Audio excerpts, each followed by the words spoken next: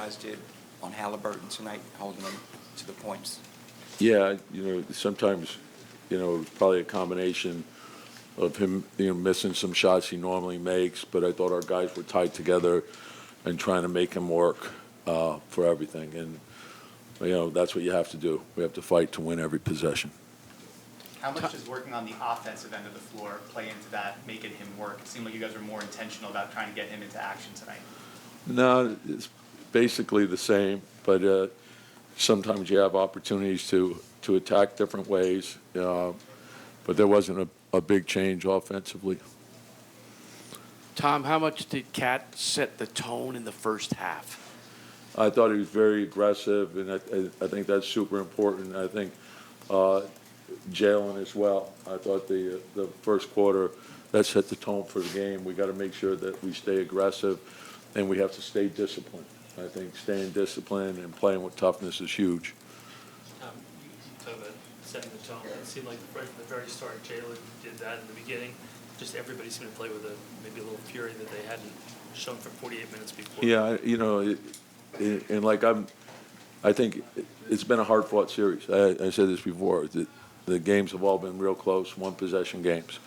So sometimes you look at the end result and you say, like when you're watching the film, play by play, you see that there's a lot of good plays. Obviously, there's plays that are 50-50 plays that could go either way. Sometimes you don't get them, but to understand, you got to keep going forward and keep fighting and never give in.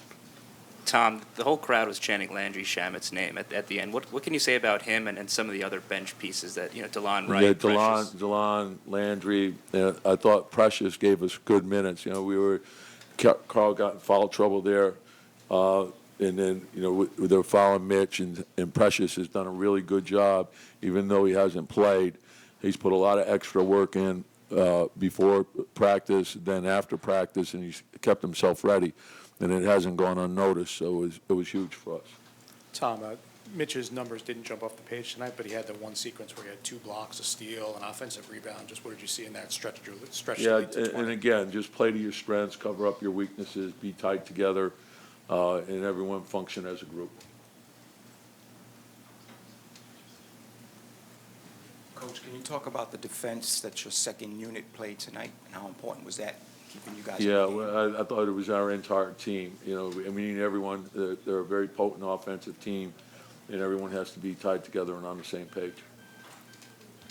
So, Tibbs, I'm sorry, the starting lineup tonight seemed to function pretty well. You're talking about how groups function. What did you see that worked? Yeah, I just mentioned, I thought the aggressiveness of Jalen and Cat to start offensively, and then the group being tied together defensively. Then when the bench came in, they did the same thing, and then we were mixing and matching, and and the foul trouble changed some rotations as well. Coach, what can you do, especially for Josh, to limit the live ball turnovers, just make things easier for him offensively, so you're not letting them get out in transition? Yeah, and it's not just him. It's I think the big thing is keeping it simple. The first open man hit him.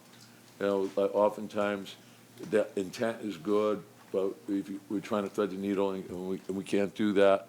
But it's not just Jed, it's our entire team. And usually we're a low turnover team. We think that a big part of winning is your defense, your rebounding, and keeping your turnovers down. That puts you in position to win, regardless of how you shoot the ball. Some nights you're going to shoot it better than others. Thanks, Coach. Yeah.